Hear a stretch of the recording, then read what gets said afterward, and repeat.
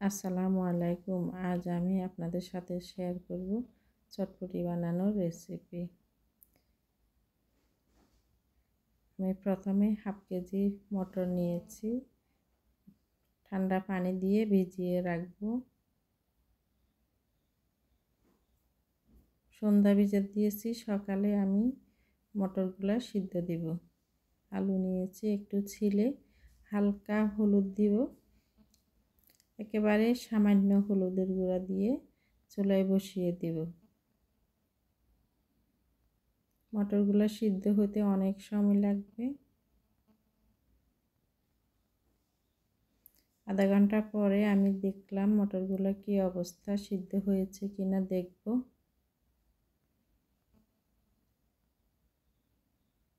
সিদ্ধ হয়ে গিয়েছে। আধা ঘন্টা সময় লেগেছে মটরগুলো সিদ্ধ হইতে।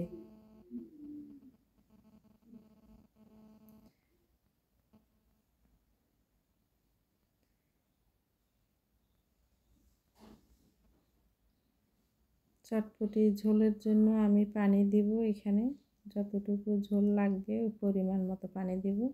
আলুগুলা উঠিয়ে নিব।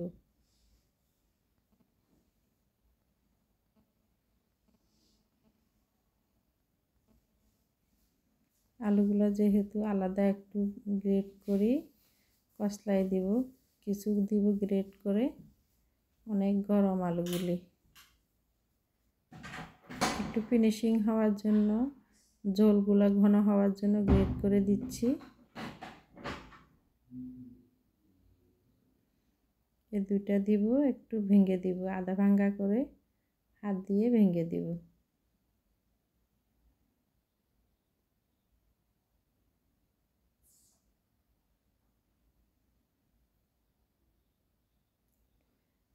আলুগুলো দিয়ে ভালো করে নেড়ে নেব।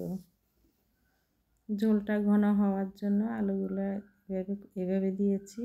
এখন আমি চটপটি প্যাকেটের যে মশলা থাকে যে কোনো কোম্পানির, আমি দিয়েছি রাঁধুনি কোম্পানির 2 টেবিল চামচ চটপটির মশলা দিয়েছি, 1 চা চামচ লবণ দিয়েছি।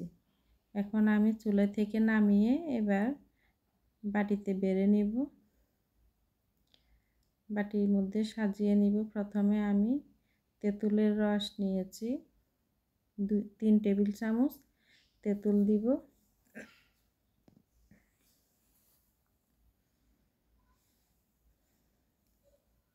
টালা জিরার গুঁড়া দিব 1 টেবিল চামচ, শুকনা মরিচের গুঁড়া দিব 1 টেবিল চামচ, রাঁধুনি চটপটি মশলা থেকে দিব 1 টেবিল চামচ, দিয়ে মিক্স করে নিব ভালো করে।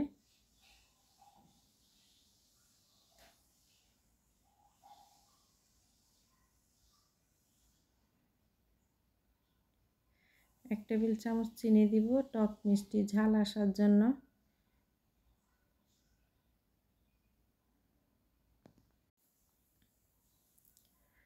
এবার আমি শসা দিয়ে দিব। প্রথমে ফুচকাটা ভেঙে দিব, পেঁয়াজ কুচি দিব, এরপর শসা কুচি করে দিব। শসা না হলে চটপটির ফ্লেভারই আসবে না, খেতেও মজা লাগবে না। সামান্য ধনিয়া পাতা দিব।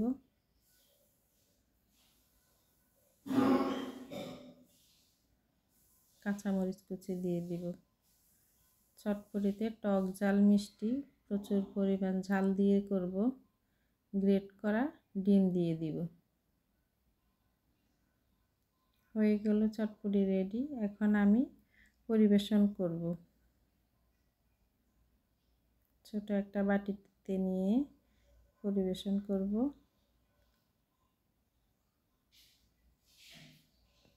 আপনার মূল্যবান সময় দিয়ে ভিডিওটি শেষ পর্যন্ত দেখার জন্য ধন্যবাদ। ভিডিওটি ভালো লাগলে লাইক, কমেন্ট, শেয়ার, চ্যানেলটি অবশ্যই সাবস্ক্রাইব করবেন। আল্লাহ হাফেজ।